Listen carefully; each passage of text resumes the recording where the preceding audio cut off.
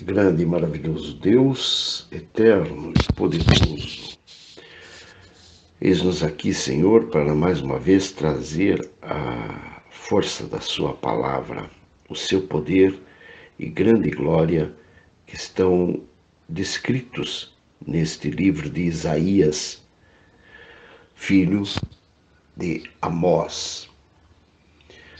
Diz assim a palavra do Senhor: peso da Babilônia que viu Isaías, filho de Amós. Alçai uma bandeira sobre o monte escalvado, levantai a voz para eles e acenai-lhes com a mão, para que entrem pelas portas dos príncipes. Eu dei ordens aos meus santificados, sim. Já chamei os meus valentes para a minha ira, os que exultam com a minha majestade. Já se ouve gritaria da multidão sobre os montes, semelhante à de um grande povo, a voz do rebuliço de reinos e de nações já congregadas. O Senhor dos exércitos passa em revista o exército de guerra. Já vem de uma terra de longe, desde a extremidade do céu, o Senhor e os instrumentos da sua indignação para destruir toda aquela terra. Uivai, porque o dia do Senhor está perto. Vem do Todo-Poderoso como assolação, pelo que todas as mãos se debilitarão e o coração de todos os homens se desanimará. E assombrar-se-ão e apoderar-se-ão deles dores e ais, e se angustiarão como a mulher parturiente. Cada um se espantará do seu próximo, o seu rosto será rosto flamejante. Eis que o dia do Senhor vem horrendo, com furor e ira ardente, para pôr a terra em assolação e destruir os pecadores dela. Porque as estrelas dos céus e os astros não deixarão brilhar a sua luz, o sol se escurecerá ao nascer e a lua não fará resplandecer a sua luz. E visitarei sobre o mundo a maldade e sobre os ímpios a sua iniquidade, e farei cessar a arrogância dos atrevidos e abaterei a soberba dos tiranos. Farei que um homem seja mais precioso do que o ouro puro e mais raro do que o ouro fino de Ofir. Pelo que farei estremecer os céus e a terra se moverá do seu lugar por causa do furor do Senhor dos Exércitos e por causa do dia da sua ardente ira. E cada um será como a corça que foge e como a ovelha que ninguém recolhe. Cada um voltará para o seu povo e cada um fugirá para a sua terra.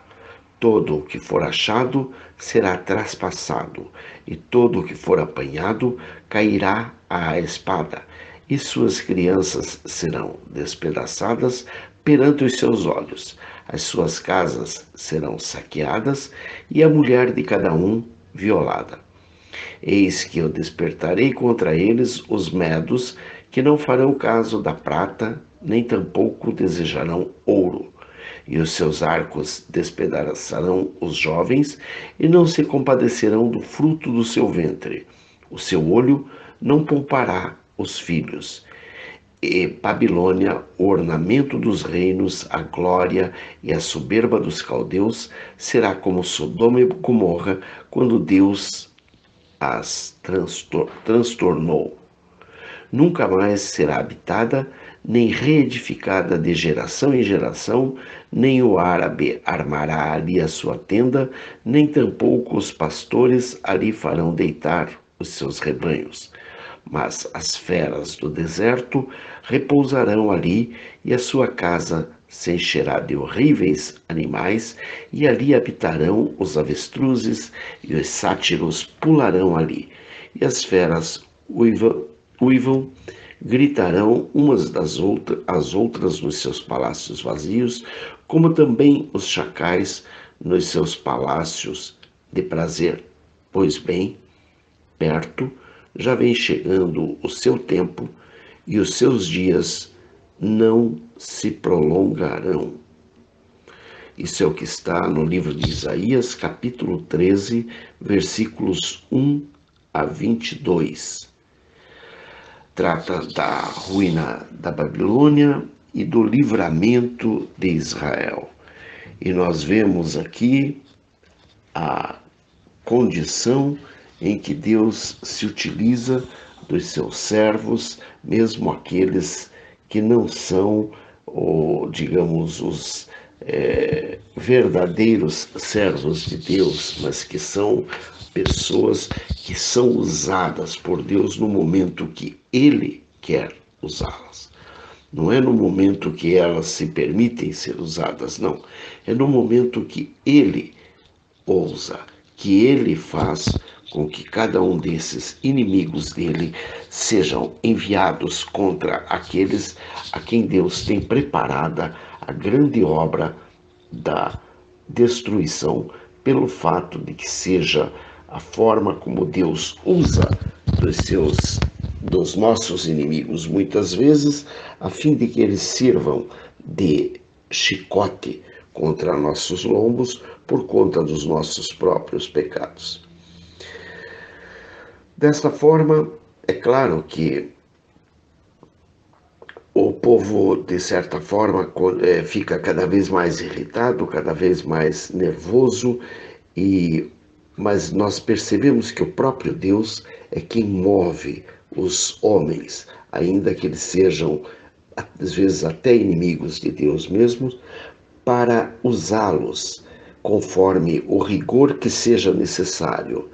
Ele não só fará com que esses homens, esses próprios inimigos dele e da gente, sirvam aos seus propósitos através de tudo aquilo que Deus tem planejado, de tudo aquilo que Deus tem proposto, mas também coloca no coração dessas pessoas de fazer o ataque contra o povo dele, permitindo que eles executem com toda a sua fúria tudo aquilo que Deus estiver planejando, pensando e, enfim, imaginando que possa, o que deva ser feito.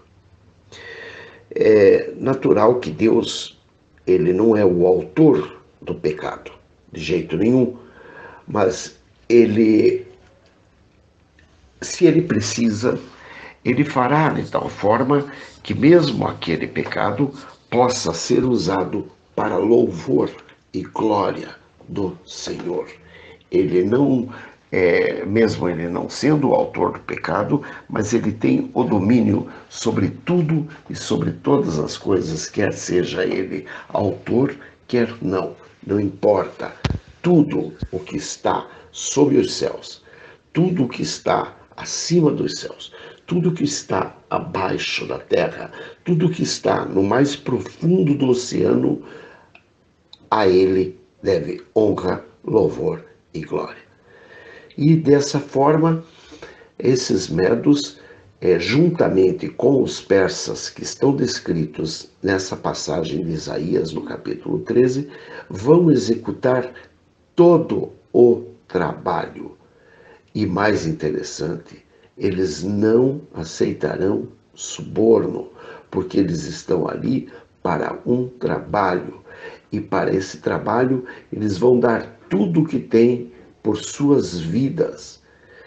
Eles não farão caso de ouro, de prata, apesar de que eles não fazem caso de nada, mas a sede deles é a sede de sangue. Eles têm prazer no sangue. Eles não têm prazer nem no ouro, nem nos entulhos, nem naquilo que eles vão resgatar depois que matar todo mundo. Eles não terão piedade de absolutamente ninguém, nem mesmo de uma pobre criança. Ainda que uma criança pare na frente deles, olhe para eles com aquele olhar de pedindo, implorando, eles não terão piedade e não adianta. E nós vemos que isso acontece sim à nossa volta constantemente. Crianças que, sem piedade alguma, são mortas, são estupradas, são assassinadas cruelmente, atiradas por janelas, são utilizadas como massa de manobra por líderes, por governantes, como foi o caso que há um tempo atrás, se não me engano, em 2007, 2008, por aí, o próprio Lula determinou que não deveria ser mais uma determinada vacina, não seria mais utilizada naquele momento e muito bem, aquela vacina parou de ser utilizada a partir daquele ano, saiu publicado em Diário Oficial, etc. E era uma vacina, digamos, uma das doses da vacina muito importante. E, curiosamente, agora vem à tona a história, através da morte de Arthur, filho, o neto de Lula, que essa criança morreu justamente de meningite meningocócica. E parece-me que justamente a vacina para a meningite estava naquele pacote que Lula resolveu, digamos, abortar daquela forma. Então a gente vê que a própria justiça de Deus, ela recai sobre nossas cabeças das formas mais inesperadas possíveis. E mesmo assim, nós vemos que realmente nós não nos compadecemos de ninguém mesmo, nem mesmo dos jovens que estão na melhor fase de sua vida. E quando esses inimigos, que são os fundamentais, porque são os utilizados contra nós a fim de poder provar a honra e a glória de Deus, eles nos atacam com seus arcos e dessa forma nos despedaçam e mostram para nós que não há compaixão nem mesmo pela idade da inocência, ou seja, nem mesmo pelas crianças, nem mesmo pelas meninas, nem mesmo pelos velhos, por ninguém. Eles não se compadecerão do fruto do ventre e também não pouparão nem as crianças pequenas, cujo clamor e pavor poderiam fazer até mesmo olhos de mármore verter lágrimas e amolecer corações de diamante. Veja bem, não adianta você parar e imaginar que você vai chegar na frente do inimigo e que você vai olhar para ele e ele vai ter piedade de ti, porque esses homens são cruéis, são assassinos, são desumanos e totalmente desprovidos de toda compaixão. Observem como a natureza se tornou tão corrompida e degenerada. Observe que ontem mesmo, durante o enterro do neto de Lula, o próprio Paulo Okamoto, que é amigo de Lula, os dois andavam ali como unha e carne, ele chegou a falar, porque eles fizeram daquele enterro do neto de Lula um comício. Nós vemos aqui a degeneração, a corrupção da alma de cada um deles, porque eles não tiveram compaixão sequer pela dor do pai daquela criança e transformaram aquilo num grande comício. E o Paulo Okamoto chegou a dizer que nem todos estavam convidados para aquela festa. Ele estava dizendo que aqueles policiais que estavam cercando o Lula, porque o Lula, como presidiário, ele foi ao enterro do neto, mas ele não foi ao enterro do neto para fazer política ou mesmo para participar de uma festa. Ele foi ao enterro do neto dele. E dessa forma, é claro que ele tinha que ser protegido, porque da mesma forma que podem tentar libertá-lo, podem tentar matá-lo, a fim de que ele não entregue o que sabe no momento que ele perceber-se totalmente desvalido, totalmente sem força, totalmente sem amigos mais. Porque mais cedo ou mais tarde, é claro que eles vão abandoná-lo. E quando eles o abandonarem, é claro que ele vai precisar da sociedade, porque vão tentar matá-lo de qualquer jeito.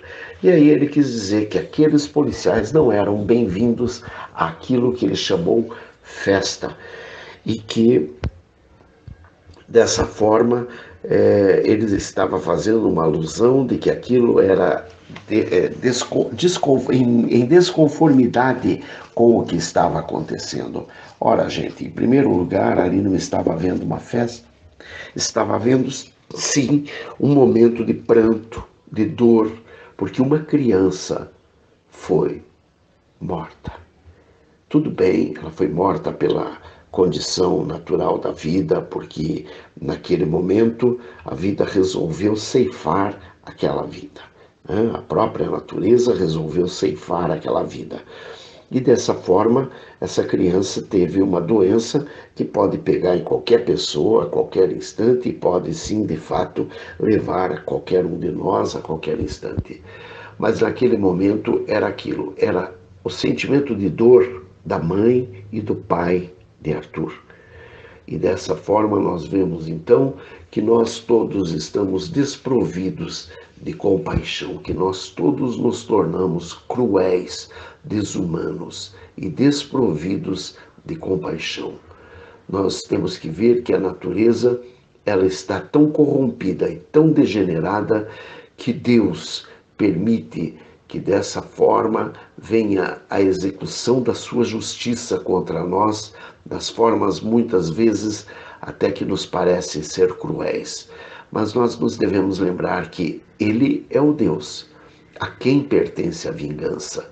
E tudo isso que estamos passando são oriundos da nossa própria desgraça, da nossa própria falência, daquilo que nós buscamos. Por esse motivo, crianças pequenas que nunca foram culpadas de nada, de nenhum pecado real, sofrem tamanhos abusos que mostram que, em alguns casos, a vida é privada de seus direitos. Ou seja, enquanto homens e mulheres estão falando em direitos, estamos vendo que nós mesmos estamos privando desses mesmos direitos, os direitos de ir e vir, os direitos à vida, os direitos à segurança, o direito à educação, o direito à saúde, o direito básico de ser o que é nesta terra de meu Deus.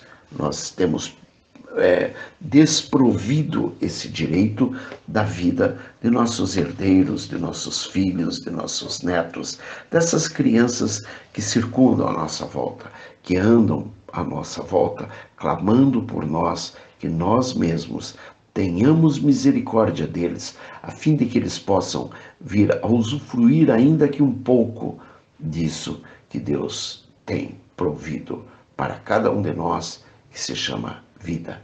A vida, minha gente, nós devemos lembrar que ela não foi uma coisa que você comprou para poder utilizar-se. Não, ela é um dom, é uma coisa que de repente surgiu e você, sem imaginar como nem porquê, um belo dia aparece na frente de muita gente, usufruindo de tudo isso que aí está. E você começa a interagir, e você começa a crescer, e você começa a estudar, e você começa a se desenvolver, e você começa a perceber que a tua vida está caminhando. Você começa a perceber que você tem duas pernas, dois braços, dois olhos, dois ouvidos, o nariz, e que você... Desculpa, gente. E você começa a entender que isso tem que ter uma origem. É claro que essa origem, para muitos, que é um puro acaso, e a gente percebe que não se trata de puros acasos, até porque, se fosse um puro acaso, então eu não poderia simplesmente bloquear o nascimento de uma criança. eu não poderia abortar, eu não poderia conseguir abortar, porque há acaso, e você, o acaso, você não consegue interferir no acaso, né? Então, quer dizer, quando você percebe que esse puro acaso não é um acaso, você está vendo que você está destruindo teus filhos, teus netos, teus irmãos, os filhos de teus irmãos, os netos de teus irmãos. Pois muito bem, minha gente, essa é a palavra que Deus mandou e eu gostaria que cada um meditasse nisso com muito carinho, com muita atenção. Que Deus proteja, que Deus te guarde, que Deus te liberte, que Deus te restaure, em nome de Jesus. E queria fechar lembrando uma frase que li e que achei muito interessante, que é: eu sempre achei que a pior coisa da vida era chegar ao fim dela sozinho.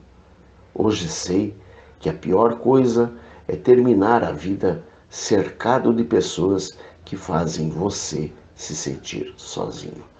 Essa é uma frase de Robin Williams, que eu achei bastante interessante e resolvi trazer para o conhecimento de todos.